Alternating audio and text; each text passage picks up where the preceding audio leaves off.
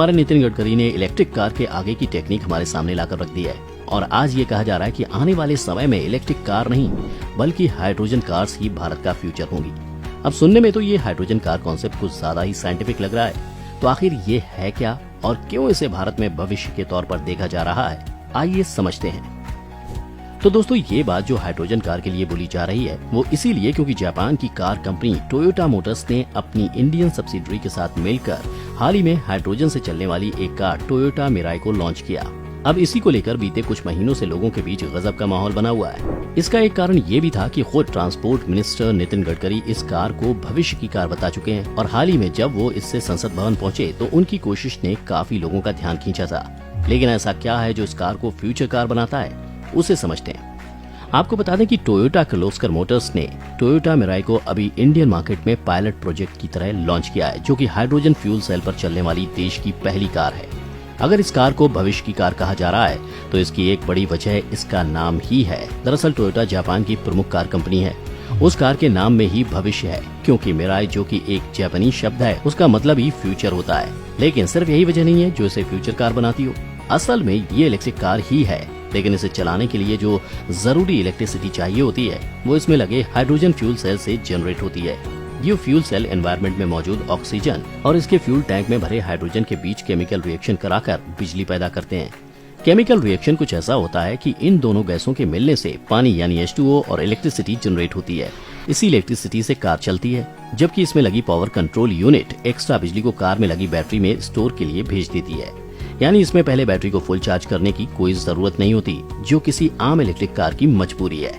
इसके अलावा बात करें तो इस कार को फ्यूचर कार इसका एमिशन सिस्टम बनाता है। एमिशन सिस्टम को आप ऐसे समझ सकते हैं कि जैसे पेट्रोल और डीजल में जब आग लगती है तो इंजन रोटेट करता है और फ्यूल के जलने के कारण कार्बन बेस्ड गैसेस साइलेंसर से बाहर आती हैं और एनवायरनमेंट को पॉल्यूट करती हैं। लेकिन इस कार को चलाने के लिए हाइड्रोजन फ्यूल सेल में ऑक्सीजन और हाइड्रोजन का जो केमिकल रिएक्शन होता है उससे बनने वाली भाप या पानी ही इस कार के साइलेंसर से बाहर आती है, साथ में थोड़ी सी गर्मी भी।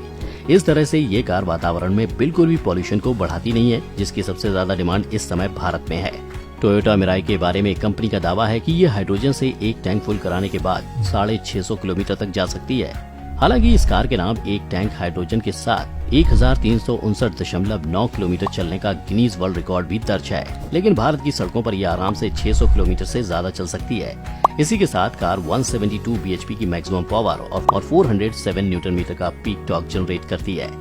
अब अगर इसे रिफ्यूल करने की बात करें तो इसे फ्यूचर कार रिफ्यूल करवाने में लगने वाला कम वक्त भी बनाता है, क्योंकि इसमें हाइड्रोजन फ्यूल भरवाने में और टैंक फुल करने में सिर्फ 5 मिनट का वक्त लगता है, जबकि आम बैटरी ऑपरेटेड इलेक्ट्रिक व्हीकल को कम से कम 30 से 40 मिनट में ही ठीक तरह से चार्ज या स्वैप किया जा सकता है। अब आपको बता दें कि इसमें हाइड्रोजन को ठीक वैसे ही भरवाया जा सकता है जैसे पेट्रोल पंप पर पेट्रोल या डीजल भरवाया जाता है। अब अगर इस कार की शुरुआत की बात करें तो टोयोटा मिराई साल 2014 से ही इंटरनेशनल मार्केट में मौजूद है और इसके 2022 मॉडल की कीमत $49,500 से शुरू होती है। अगर इसे भारतीय रुपयों में देखें तो करीब 38 लाख रुपए इस कार की कीमत होती है। अब अगर कंपनी इंडियन मार्केट में इसे सीधे कंप्लीट बिल्ट यूनिट के तौर पर लाती है तो इसकी कीमत लगभग दोगुनी हो जाएगी। लेकिन वहीं अगर इसे भारत में ही बनाया जाता है तो ये दाम बेहद नीचे आ सकते हैं। अब आप ये सोच रहे होंगे कि जब ये कार इलेक्ट्रिक कार से बेहतर है तो इसे चलाने में ज्यादा पैसे खर्च होंगे। तो आपको बता दें कि टोयोटा मिराई में कंपनी लगभग 5.5 किलोग्राम की कैपेसिटी वाला हाइड्रोजन टैंक देती है।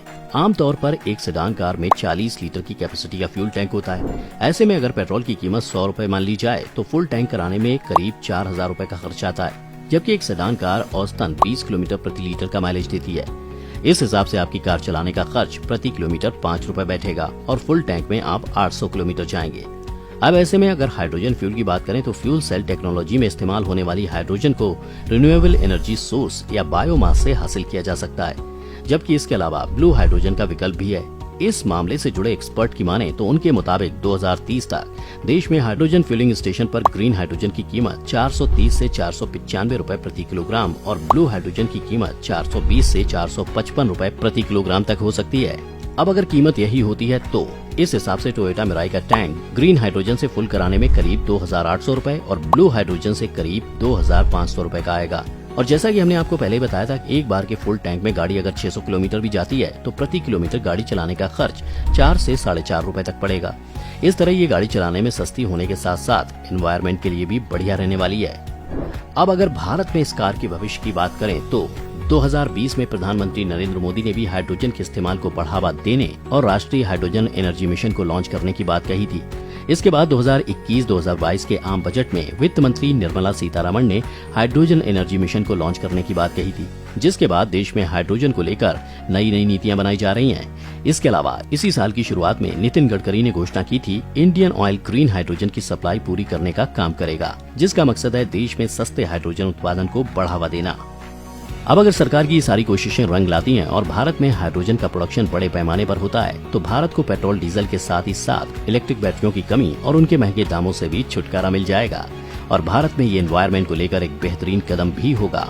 आपको क्या लगता है, क्या हाइड्रोजन कार भारत का फ्यूचर बन पाएंगी? आप अपनी राय हमें कमेंट करके बता सकते हैं।